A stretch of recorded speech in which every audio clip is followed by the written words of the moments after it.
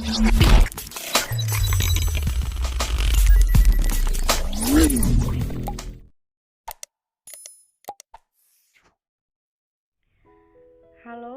baiklah anak-anak, pada pertemuan kali ini kita akan membahas materi mengenai periodisasi masa praaksara berdasarkan perkembangan kehidupan.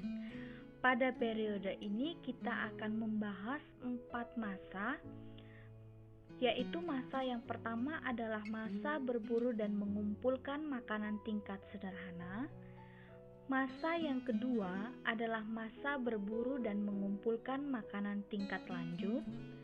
Masa yang ketiga adalah masa bercocok tanam, dan yang keempat adalah masa perundagian. Keempat masa ini kita akan bahas dalam beberapa aspek. Yang pertama adalah aspek kehidupan ekonomi, yaitu aspek yang berkaitan dengan aktivitas hubungan manusia dengan pemenuhan kebutuhan hidupnya. Kemudian aspek kehidupan sosial, yaitu aspek yang berkaitan dengan hubungan sesama manusia dan manusia dengan alam sekitarnya. Serta aspek kehidupan budaya, yaitu aspek yang berhubungan dengan manusia dengan hasil cipta, rasa, dan gagasannya. Baiklah, bagaimana deskripsi perkembangan kehidupan pada keempat masa ini? Mari kita bahas. Masa berburu dan mengumpulkan makanan.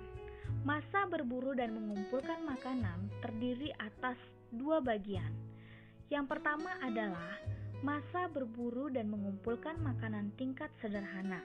Dan yang kedua, masa berburu dan mengumpulkan makanan tingkat lanjut. Nah, kita akan membahas masa yang pertama, yaitu masa berburu dan mengumpulkan makanan tingkat sederhana. Masa berburu dan mengumpulkan makanan tingkat sederhana diperkirakan semasa dengan zaman Paleolitikum. Bagaimana kehidupan ekonomi pada masa ini? Yaitu tingkat peradaban manusia pada masa ini masih rendah, sehingga manusia masih bergantung pada alam. Manusia pada masa ini nomaden sesuai sumber makanan. Apa itu yang dimaksud dengan nomaden? Nomaden adalah berpindah-pindah dari suatu tempat ke tempat lain. Artinya kehidupan mereka pada masa ini yaitu ketika sumber makanan pada suatu tempat sudah menipis atau habis, maka mereka akan pindah ke tempat lain yang ada sumber makanan yang baru. Lalu bagaimana kehidupan sosialnya? Aspek kehidupan sosial pada masa berburu dan mengumpulkan makanan tingkat sederhana, yaitu manusia hidup berkelompok yang tersusun dari keluarga kecil. Kemudian adanya pembagian tugas antara kelompok laki-laki dan kelompok perempuan. Kelompok laki-laki bertugas untuk berburu makanan, yaitu dengan hewan buruan, sedangkan kelompok perempuan yaitu mengumpulkan makanan dari tumbuh-tumbuhan dan hewan-hewan kecil. Pada masa ini tempat tinggal mereka masih nomaden. Mereka tinggal di tempat yang ada airnya atau semak belukar yang sering dilalui hewan perburuan. Lalu bagaimana kehidupan budayanya? Aspek kehidupan budaya pada masa berburu dan mengumpulkan makanan tingkat sederhana, yaitu pada masa ini manusia sudah mampu membuat alat-alat sederhana, meskipun alat-alat tersebut masih berbentuk kasar. Nah, alat-alat tersebut terbuat dari batu atau tulang dan kayu. Contohnya adalah alat-alat batu inti seperti kapak perimbas dan kapak genggam. Selain itu, ada juga yang namanya alat serpih. Nah, alat serpih ini digunakan untuk pisau, peraut, gurdi, mata panah, dan untuk menguliti umbi-umbian. Kemudian masa yang kedua adalah masa berburu dan mengumpulkan makanan tingkat lanjut. Nah, pada masa ini diperkirakan semasa dengan zaman Mesolitikum. Bagaimana kehidupan ekonomi pada masa ini? Aspek kehidupan ekonomi pada masa berburu dan mengumpulkan makanan tingkat lanjut, yaitu manusia sudah mengenal cara bercocok tanam dengan sistem berladang. Caranya yaitu mereka menebang hutan, kemudian membersihkannya dan menanaminya. Nah, setelah mereka merasa kesuburan tanahnya berkurang, mereka akan pindah mencari hutan yang baru, kemudian menebangnya, membersihkan, dan menanaminya kembali. Selain dengan sistem berladang, ekonomi mereka dilakukan dengan memelihara dan mengembangbiakan binatang ternak. Lalu, bagaimana kehidupan sosialnya? Aspek kehidupan sosial pada masa berburu dan mengumpulkan makanan tingkat lanjut masih dipengaruhi masa sebelumnya. Nah, manusia pada masa ini masih berburu, mencari kerang, dan menangkap ikan. Perubahan besar pada masa ini adalah manusia secara berkelompok mulai hidup menetap sementara di gua atau istilahnya dengan sedenter. Nah, gua-gua yang biasa mereka tempati adalah gua-gua yang tinggi seperti di lereng bukit dan yang tersedia air. Nah, kemudian gua-gua yang tinggi ini juga berfungsi untuk melindungi mereka dari hewan buas. Lalu bagaimana kehidupan budayanya? Aspek kehidupan budaya pada masa berburu dan mengumpulkan makanan tingkat lanjut, yaitu pada masa ini sudah tampak kegiatan manusia yang menghasilkan lukisan di dinding gua atau dinding karang. Contohnya gambar hewan, gambar cap jari tangan, dan lain sebagainya. Nah, gambar cap tangan yang berlatar belakang warna merah ini pada masa itu diartikan sebagai kekuatan pelindung untuk mencegah roh jahat. Sedangkan gambar cap tangan dengan jari-jari yang tidak lengkap pada masa itu adalah pertanda sedang berkabung. Kemudian pada masa ini alat-alat atau perkakas bentuknya lebih halus. Contohnya adalah kapak Sumatera, yaitu batu kerakal yang dibelah tengah sehingga satu sisinya cembung halus dan sisi lainnya kasar. Nah, kapak Sumatera ini berguna untuk memecahkan biji-bijian yang keras, dipakai untuk bercocok tanam maupun untuk membuat bahan cat berwarna merah. Kemudian ada alat tulang sampung, yaitu alat yang terbuat dari tulang dan tanduk yang digunakan sebagai penggali umbi-umbian. Kemudian yang ketiga, masa bercocok tanam. Nah, masa bercocok tanam diperkirakan semasa dengan zaman Neolitikum. Bagaimana kehidupan ekonomi pada masa ini? Aspek kehidupan ekonomi pada masa bercocok tanam yaitu sudah tercipta ladang-ladang yang memberi hasil pertanian. Nah, kemudian mereka juga masih mengembangkan hewan ternak. Hewan ternak sudah lebih beragam. Nah, meskipun demikian, mereka masih melakukan perburuan dan mengumpulkan makanan dari hutan. Nah, pada masa ini kehidupan ekonominya diperkirakan sudah ada perdagangan dengan sistem barter. Apa itu yang dimaksud dengan sistem barter? Yaitu kegiatan tukar-menukar barang yang terjadi tanpa perantara uang.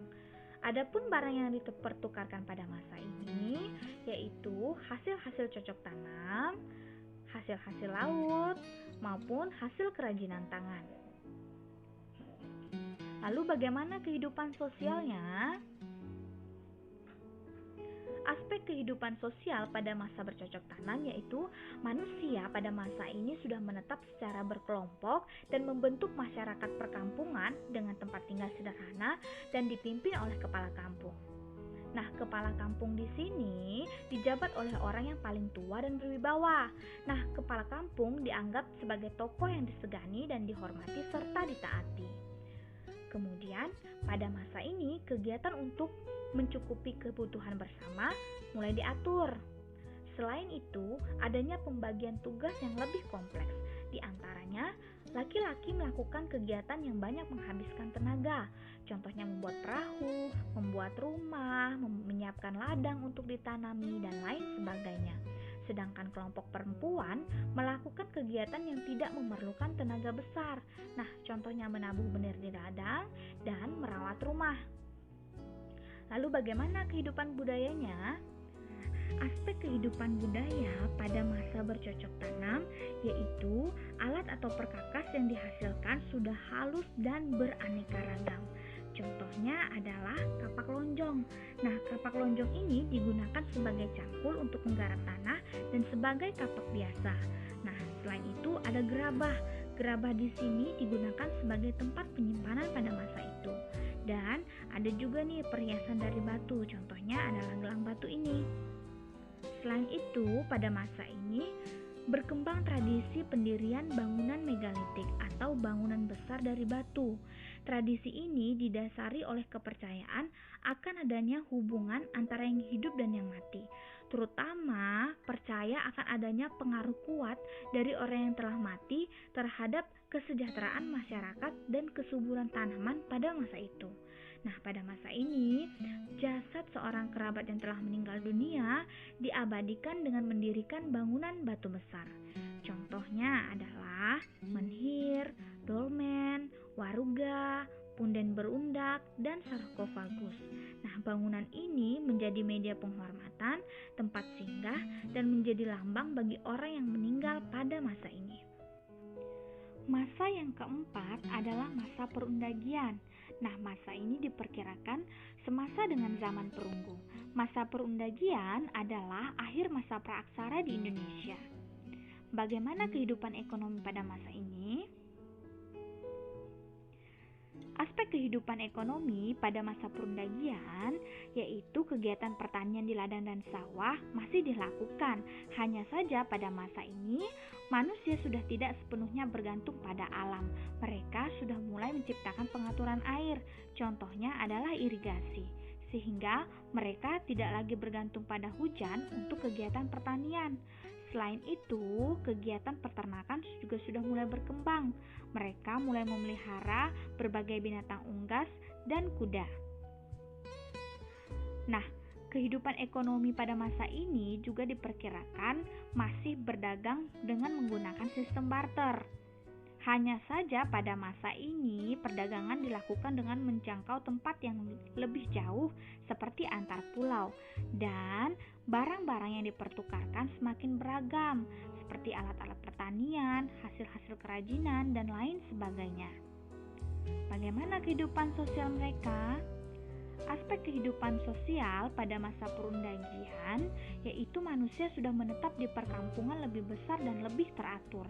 Nah, perkampungan itu terdiri dari beberapa perkampungan yang menyatu menjadi satu, sehingga pada masa ini jumlah penduduk bertambah banyak. Nah, kemudian terciptalah kelompok masyarakat yang beragam. Di antaranya ada kelompok petani, ada kelompok pedagang, dan ada kelompok undagi. Kelompok undagi adalah kelompok tukang atau pengrajin. Kemudian pada masa ini berburu menjadi multifungsi. Kalau pada masa sebelumnya berburu hanya sebagai penambah mata pencaharian, pada masa ini berburu dianggap sebagai media untuk menunjukkan kegagahan di lingkungan masyarakat sekitar tertentu. Bagaimana kehidupan budayanya? Aspek kehidupan budaya pada masa perundagian yaitu manusia sudah mahir membuat berbagai perkakas. Perkakas terbuat dari logam, contohnya gelang dan cincin perunggu. Kemudian, kepercayaan pada masa ini melanjutkan kepercayaan pada masa sebelumnya. Nah, pada masa ini sudah berkembang berbagai bidang seni. Di antaranya ada seni lukis, ada seni ukir atau pahat, seni patung, dan seni bangunan atau arsitektur. Hal ini dilihat adanya patung perunggu dan meningkatnya kegiatan pemahatan arca batu. Baiklah, sekian materi periodisasi masa praaksara berdasarkan perkembangan kehidupan. Nah, kalian boleh belajar dari berbagai sumber, tidak hanya video yang Ibu sajikan. Nah, kemudian apabila ada pertanyaan, kalian boleh mendiskusikan kepada Ibu. Demikian videonya, Ibu ucapkan terima kasih.